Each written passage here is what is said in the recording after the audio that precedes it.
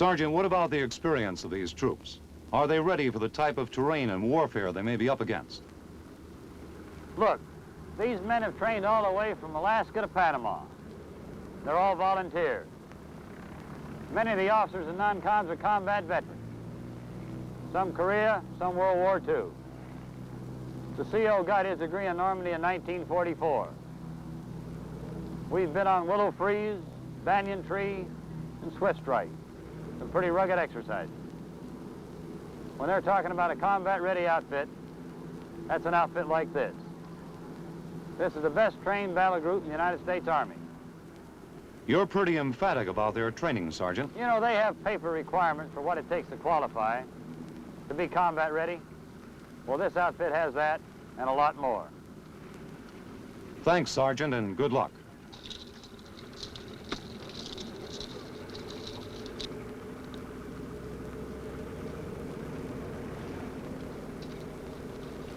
Okay, we start loading these aircraft. Be the left door, load up first, move all the way to your front, and leave the first 2 seats vacant for the jump masters.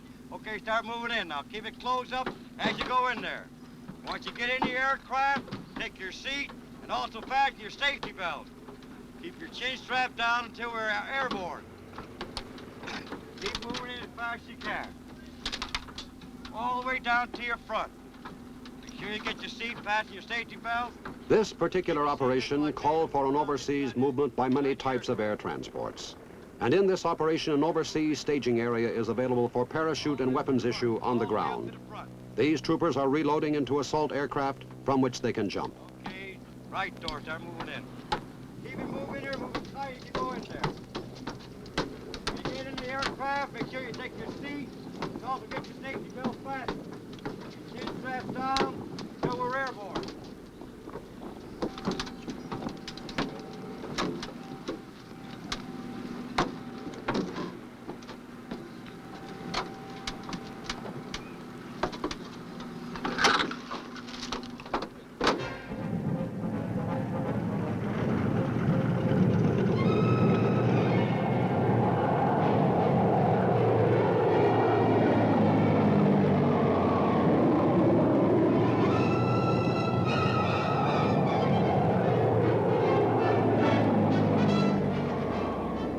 Could you tell us whether at this time... No planes missing, movement entirely successful. Thank you, sir. You'll hear from me later. Over.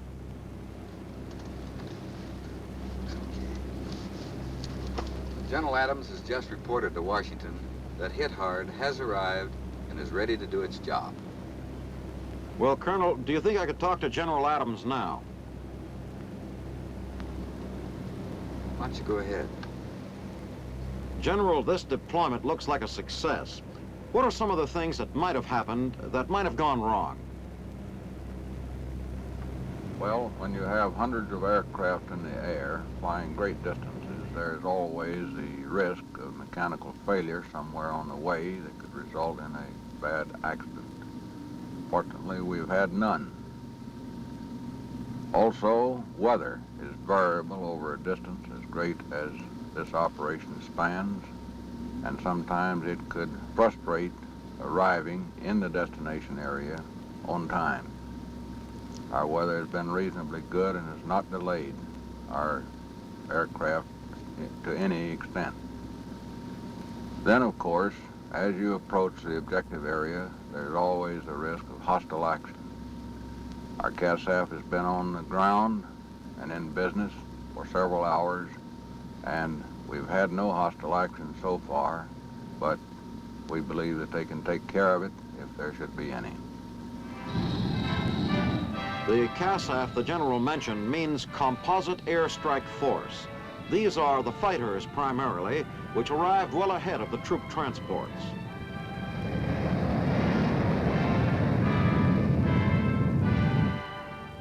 General Adams, hasn't the Army and the Air Force worked together a good many times in the past? Why is Strike Command different from what existed before? Yes, the Army and Air Force have worked together, done many great things together for many years.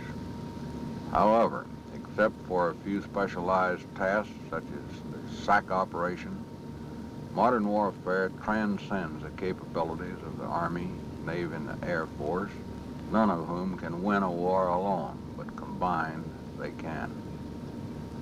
In the case of the Strike Command, we have organized tactical air power and Army forces together into a hard-hitting, fast-moving team which can go any place in the world and carry out any mission Joint Chiefs might give us. Thank you, sir.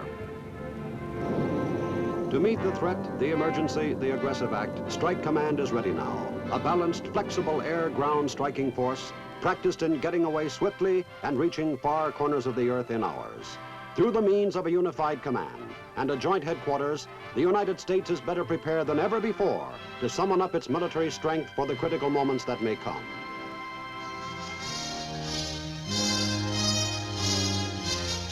The Big Picture is an official report for the armed forces and the American people.